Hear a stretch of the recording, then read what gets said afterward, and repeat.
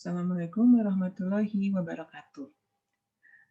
Halo teman-teman, selamat datang di mata kuliah pengantar sosiologi dan antropologi. Pada pertemuan kali ini kita akan membahas tentang budaya dan masyarakat. Ya, jadi kita akan fokus tentang budaya atau kebudayaan dalam sesi kali ini. Jadi budaya secara etimologis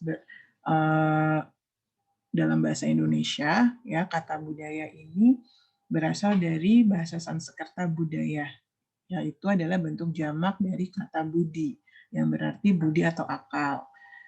Sehingga dari pengertian etimologisnya, definisi etimologisnya, kebudayaan ini atau budaya adalah hal-hal yang bersangkutan dengan budi atau akal. Sedangkan dalam bahasa Inggris, kata culture itu berasal dari kata dalam bahasa Latin colere yang berarti mengolah atau mengerjakan. Sehingga pengertian etimologisnya kebudayaan adalah segala daya dan kegiatan manusia untuk mengolah dan mengubah alam. Jadi budaya ini adalah gaya hidup yang relatif khusus dari suatu kelompok tertentu. Jadi ciri-cirinya ya bisa kita lihat dari nilai yang dianut kelompok itu, artefak dan simbol bermakna lainnya, cara berperilaku dan cara berkomunikasi. Ya, contohnya bahasa seperti itu. Nah, budaya ini dipertukarkan dari generasi ke generasi berikutnya. Dan menurut Bari, budaya ini dideskripsikan dalam 8 aktivitas kehidupan, yaitu karakteristik umum, lalu makanan dan pakaian, rumah dan teknologi, ekonomi dan transportasi, aktivitas individual dan keluarga, komunitas dan pemerintahan, kesejahteraan, religi, pengetahuan, seks, dan lingkaran kehidupan. Nah, bisa kita lihat dari deskripsi Bari ini bahwa budaya ini terkait dengan semua aspek hidup dan kehidupan. Ya, baik dari aspek material, ya, misalnya makanan, pakaian, gitu ya, dan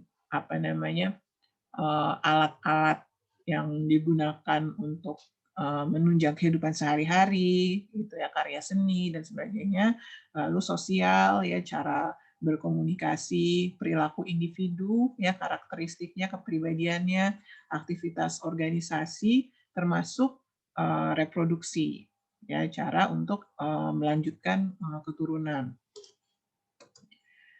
Sedangkan menurut Kuncharaningrat, yaitu antropolog terkenal, salah satu antropolog terbaik di Indonesia, budaya ini diartikan sebagai wujud yang mencakup gagasan, kelakuan, dan hasil-hasil kelakuan.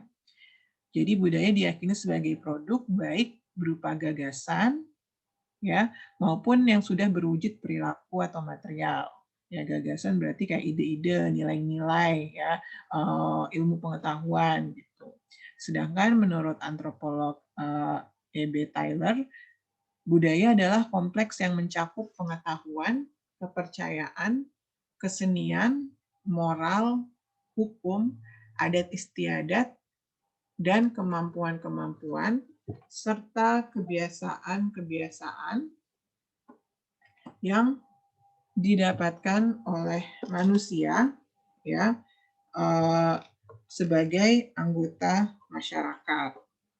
Ya, jadi dari pengertian ini, ya, kebudayaan atau budaya berarti mencakup semua yang didapatkan atau dipelajari oleh manusia sebagai anggota masyarakat. Ya, jadi budaya ini terdiri dari segala sesuatu yang dipelajari dari pola perilaku, ya, misalnya cara-cara atau pola berpikir, ya, pola merasakan, pola bertindak atau berperilaku gitu.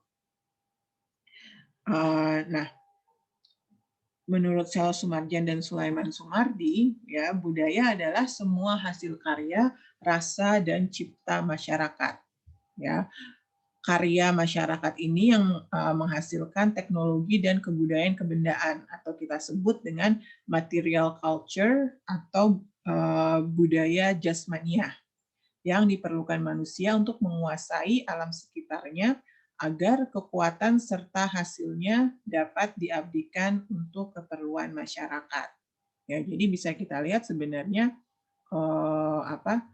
kita bisa mencirikan suatu budaya dari hasil-hasil karyanya, di mana hasil karyanya itu memang dibuat untuk melanjutkan atau keberlangsungan hidup dari masyarakat itu, gitu ya. Misalnya kalau masyarakat primitif dahulu kan mereka saat mereka berubah misalkan dari nomaden menjadi bercocok tanam, itu akhirnya mereka membuat alat-alat untuk bisa bercocok tanam. Nah, alat-alat itulah yang kita sebut dari karya budaya, karena karakteristik dari alat-alat tersebut tentunya berbeda dari masa ke masa, ya, dalam misalkan dalam satu budaya pada periode yang berbeda maupun dalam satu periode yang sama tetapi beda tempat, misalnya, ya, misalnya kalau di kutub utara dengan yang di tropis, gitu ya, tentunya alat-alat yang digunakan untuk menguasai alam, ya, misalkan untuk bercocok tanam, untuk membuat rumah dan sebagainya, itu pasti berbeda. Sedangkan rasa meliputi jiwa manusia mewujudkan kaidah dan nilai sosial untuk mengatur masyarakat. Ya, misalnya agama, ideologi, ya, kesenian, dan sebagainya. Ya, jadi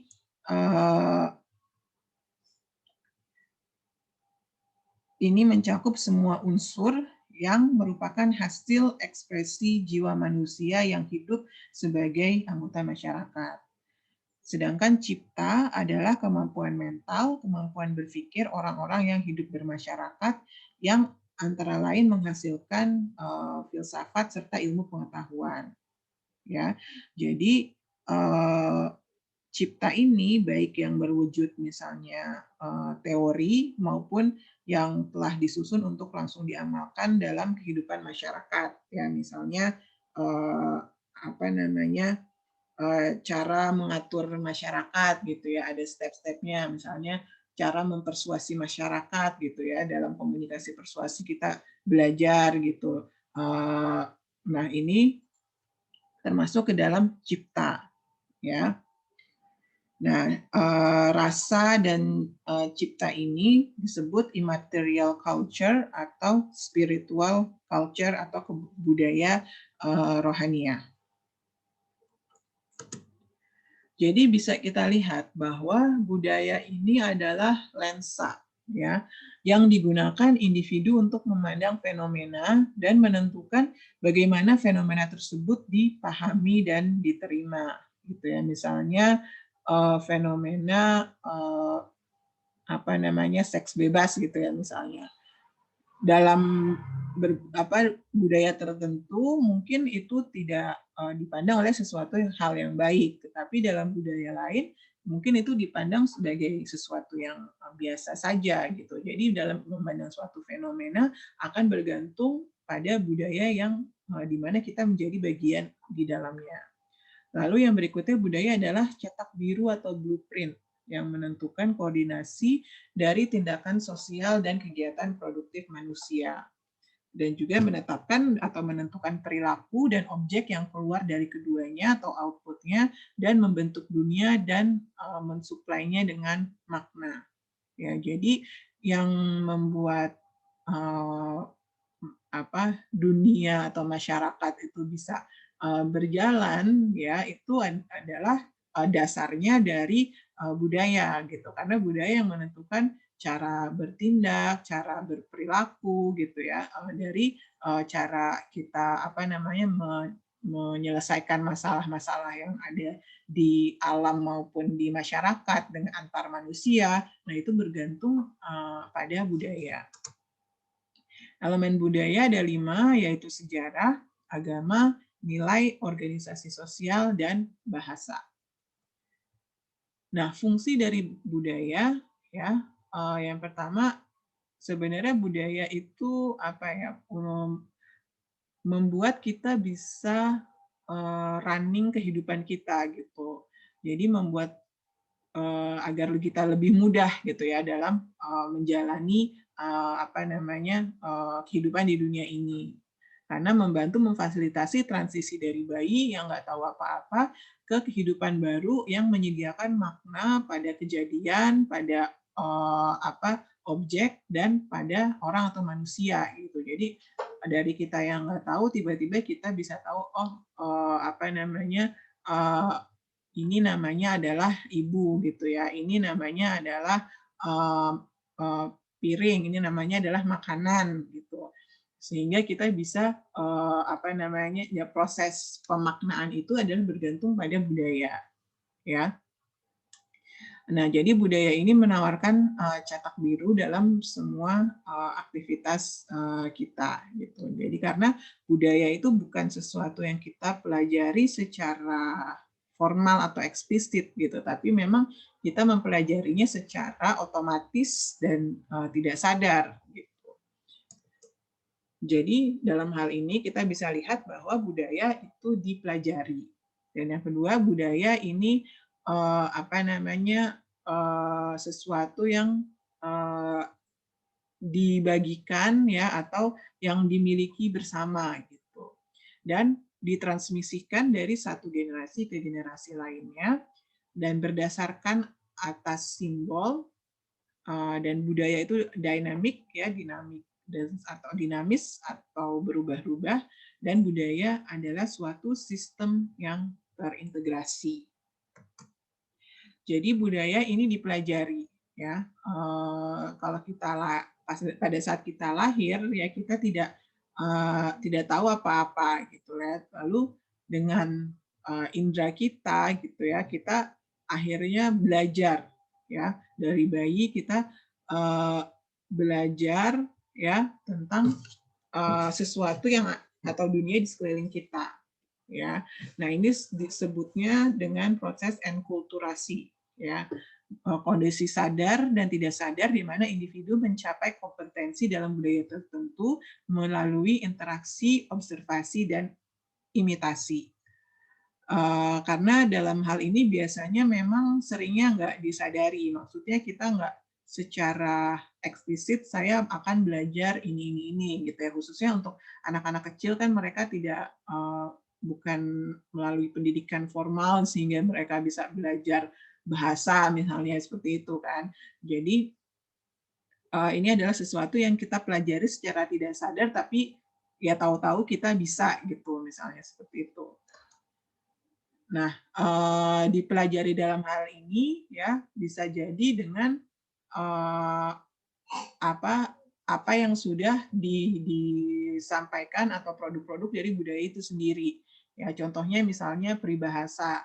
Ya, peribahasa ini kan diturunkan dari satu generasi ke generasi yang lainnya, ya. Dan biasanya memang itu ada makna yang tersirat di dalamnya, gitu ya. Misalnya kalau di Amerika ada peribahasa God helps them to help who help themselves. Ya, pull yourself up by bootstraps. Jadi ini mengajarkan tentang inisiatif, gitu ya. Dari Asia, ya ada yang mengajarkan tentang menentukan nasib, ya tidak hanya atas keinginan sendiri, tetapi ada takdir Tuhan di dalamnya, gitu. Di bahasa Jerman misalnya order is half of life, ya bahwa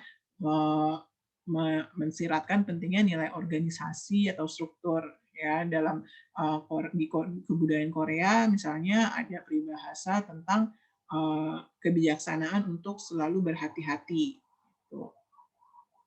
Nah, yang kedua adalah belajar melalui cerita rakyat, legenda, dan mitos. Ya, jadi ada banyak salah satu produk kebudayaan adalah cerita rakyat ya yang memang ditransmisikan dari satu generasi ke generasi lainnya, di mana biasanya di sini ada gagasan mengenai hidup, mati, hubungan, mengenai alam, dan ada kayak pesan-pesan moral di dalamnya seperti itu. Atau belajar melalui seni, ya, karena seni ini adalah cara simbolis untuk berkomunikasi. ya, dan seni ini memiliki fungsi yang penting dalam apa namanya masyarakat, ya, karena dia bisa mengkomunikasikan tema-tema budaya atau nilai-nilai yang ada di dalam budaya itu, gitu. Nah, kita bisa lihat ya, kalau di Asia seni itu lebih menggambarkan objek hewan, ya, landscape atau misalkan pemandangan alam, dan jarang tentang atau menggambarkan atau dari manusia gitu. Sedangkan di Amerika dan di Eropa atau di Barat itu lebih menekankan pada manusia. Jadi misalnya dari apa patung-patungnya atau dari apa lukisan-lukisan gitu ya. Pelukis-pelukis Eropa banyak yang memang mereka menggambarkan objeknya itu orang. Ya, sedangkan kalau di Asia ya termasuk kayak misalkan Avandi gitu kan dia lebih suka menggambar hewan misalnya ya, jadi landscape atau kayak pemandangan alam. Nah, dari sini bisa kita lihat bahwa di Asia itu percaya bahwa alam lebih kuat dan penting daripada individu atau manusia. Sedangkan di Amerika dan Eropa melihat orang atau manusia sebagai pusat alam semesta. Jadi apa atau di apa kata lainnya di budaya-budaya Barat itu lebih cenderung individualistis gitu, sedangkan budaya di Asia lebih kolektivis karena mereka nggak menganggap individu adalah sesuatu yang penting. Nah, yang berikutnya adalah belajar melalui media, ya, di mana kita bisa belajar mengenai budaya yang sekarang ini, ya. Kita tidak apa namanya cara kita mempelajari budaya yang berbeda tidak harus bersinggungan langsung dengan orang dalam budaya tersebut, atau misalnya kita harus merantau untuk bisa mendapatkan pengalaman tentang budaya berbeda, tetapi kita bisa belajar melalui media massa termasuk internet dan media sosial, ya. Yang berikutnya budaya berdasar pada simbol. Ya, jadi simbol is anything that carries a particular meaning recognized by people who share culture. Jadi simbol adalah sesuatu yang memiliki makna tertentu ya dalam satu budaya tertentu. Contohnya misalnya bahasa verbal, non-verbal atau yang berdasarkan gambar gitu ya. Nah, simbol ini disimpan di pikiran, tapi juga bisa disimpan dalam buku, gambar, video yang memungkinkan dilestarikan dalam waktu yang lama. Yang berikutnya budaya itu dinamis, dia adaptif, dia bisa berubah-ubah karena pergantian hukum, karena pergantian nilai-nilai, ya karena maupun yang ekstrimnya karena bencana alam atau karena perang. Ya, contohnya misalnya budaya transgender, ya budaya tadi misalkan seks bebas gitu, lalu cara berpakaian, ya status, peran gender, ya kayak misalnya sekarang ini misalnya pertama kalinya dalam sejarah Amerika mereka punya wakil presiden perempuan misalnya seperti itu.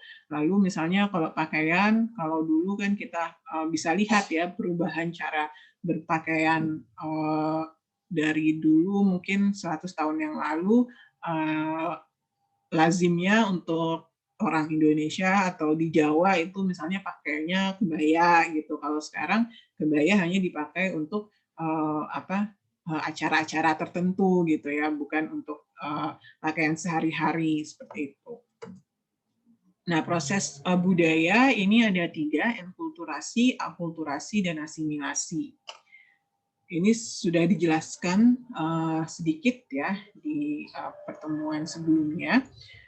Jadi enkulturasi ini adalah proses budaya yang ditransmisikan antar generasi, ya, antar generasi. Jadinya misalnya dari orang tua ke anaknya, ya, di mana jadi generasi baru ini mempelajari budayanya sendiri, ya, medianya bisa melalui orang tua, bisa di sekolah, di media, ya, lingkungan sosial, lembaga keagamaan misalnya, di masjid, gereja dan sebagainya, ya, lembaga pemerintahan dan lembaga pendidikan.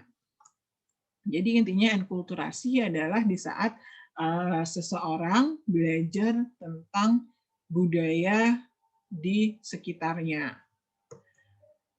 Sedangkan akulturasi adalah proses modifikasi budaya, ya, melalui kontak langsung dengan media massa maupun melalui media antar personal, ya, misalnya dalam proses urbanisasi misalnya, atau saat seseorang misalnya menjadi migran ke luar negeri, ya.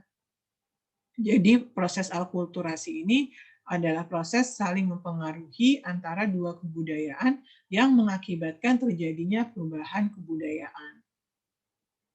Konsekuensi dari akulturasi, ya, jika tidak berlangsung dengan baik, ya, maka bisa terjadi disintegrasi sosial dan krisis personal, ya. Misalnya disintegrasi sosial, misalnya yang terjadi beberapa waktu lalu itu ada gerakan Black Lives Matter gitu, di mana ada clash antara budaya orang kulit putih dengan budaya orang kulit hitam gitu, ya, di mana itu tidak berlangsung dengan baik, ya, sehingga terjadi kekerasan dan sebagainya. Dan krisis personal dari individu-individu yang tidak mampu melakukan adaptasi dari proses akulturasi atau yang kita sebut dengan stres akulturasi. Gitu. Jadi akulturasi ini bisa berdampak pada kelompok maupun individu. Ya, pada kelompok bisa terjadi perubahan sistem pendidikan, ekonomi maupun politik, gitu ya. Jadi misalnya dulu di Indonesia ini kan berbasis kerajaan, gitu ya, di mana ada beberapa kerajaan-kerajaan di wilayah Indonesia. Lalu sekarang sudah berubah gitu ya sistem politiknya, sehingga menjadi sistem apa namanya, atau menjadi negara kesatuan Republik Indonesia gitu, dengan perubahan di dalam sistem ekonomi, ya, pendidikan dan lain-lain. Juga secara individu, ya, juga bisa berpengaruh secara psikologis dan bisa merubah perilaku, ya, saat kita kontak dengan budaya lain. Ya, jadi contohnya misalnya di Amerika itu banyak orang-orang dari Amerika Latin, ya, dari Amerika Selatan, ya.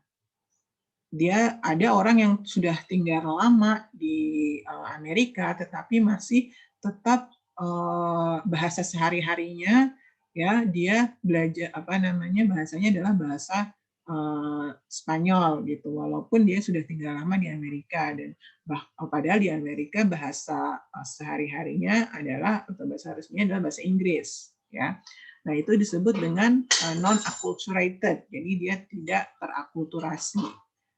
Nah, pada saat kalau misalnya orang tersebut dia bisa bicara dua bahasa ini secara fasih, ya, baik bahasa Spanyol maupun bahasa Inggris, ya, itu disebut dengan bilingual, ya. Dia disebut sebagai semi akulturasi. Sedangkan kalau misalnya dia walaupun dia masih menganut budaya Latin, tetapi dia lebih prefer bahasa Inggris yang digunakan sehari-hari di lingkungannya, itu disebut dengan terakulturasi penuh. Jadi penerimaan budaya itu bergantung pada kemiripan kultur atau budayanya. Kalau misalnya lebih mirip, maka akan lebih mudah. Gitu. Jadi misalnya kalau saya tinggal di Malaysia dibandingkan saya tinggal di Norwegia misalnya, mungkin saya akan lebih menerima budaya Malaysia daripada budaya Norwegia, karena memang Indonesia dan Malaysia adalah budaya yang mirip.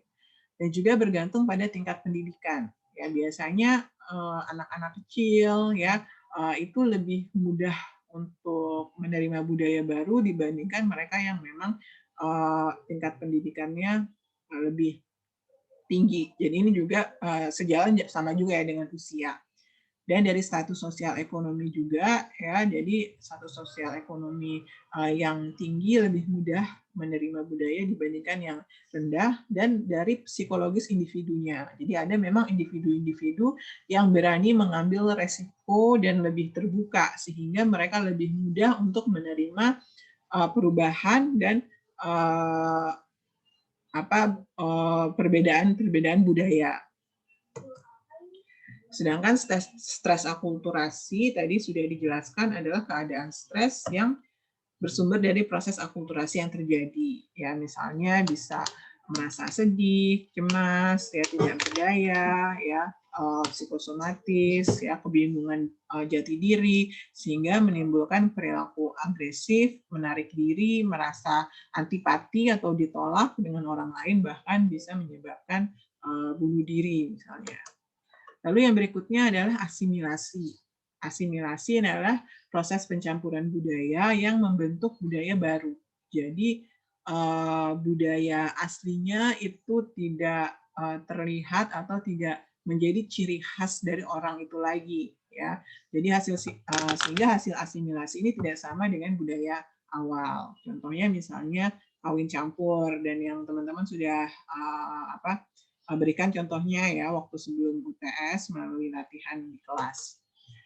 Jadi ketika ada dua budaya berbeda hidup berdampingan dalam konflik, ya, itu bisa terjadi enkulturasi, ya, dan akulturasi, ya, yang kesuksesannya bergantung pada toleransi. Ya, jadi kayak misalkan kalau di Amerika misalnya orang kulit putih tidak menoleransi orang kulit hitam sehingga terjadi gesekan. Nah, itu berarti terjadi konflik gitu ya. Dan pada saat dua kebudayaan ini melebur menjadi satu, terjadilah asimilasi dan akhirnya terjadi integrasi. Nah, yang perlu kita ketahui bahwa, dan tadi sudah teman-teman mungkin bisa simpulkan bahwa proses budaya ini terjadi melalui komunikasi, ya, baik itu interpersonal, komunikasi massa maupun komunikasi kelompok. Ya, itu akan mempengaruhi proses enkulturasi, akulturasi, asimilasi maupun proses dekulturasi, ya, atau penghilangan budaya. Oke, baik, sekian yang bisa disampaikan. Untuk minggu depan, saya minta teman-teman untuk latihan membuat silsilah keluarga secara komplit 2 generasi di atas teman-teman. Jadi dari kakek nenek sampai terakhir, ya, dengan mencantumkan namanya dan suku bangsanya. Nah, jika ada perbedaan dalam suku bangsa, dalam keluarga teman-teman, ceritakan bagaimana pengalaman teman-teman berada dalam keluarga yang berbeda budaya. Dan saya yakin kebanyakan teman-teman mungkin kalau di Indonesia atau karena kita di Jakarta, ya, di Jabodetabek, itu rata-rata memang ada perbedaan sudah banyak terjadi kawin campur seperti itu, ya. Jadi teman-teman ceritakan pengalamannya. Nah, silsilah dan penjelasan atau cerita pengalaman ini dibuat di kertas HPS, di foto dan diupload di Google Classroom. Oke, jelasnya nanti akan saya sampaikan melalui Google Classroom. Oke, terima kasih atas partisipasinya dan atensinya pada pertemuan kali ini. Semoga bermanfaat. Assalamualaikum warahmatullahi wabarakatuh.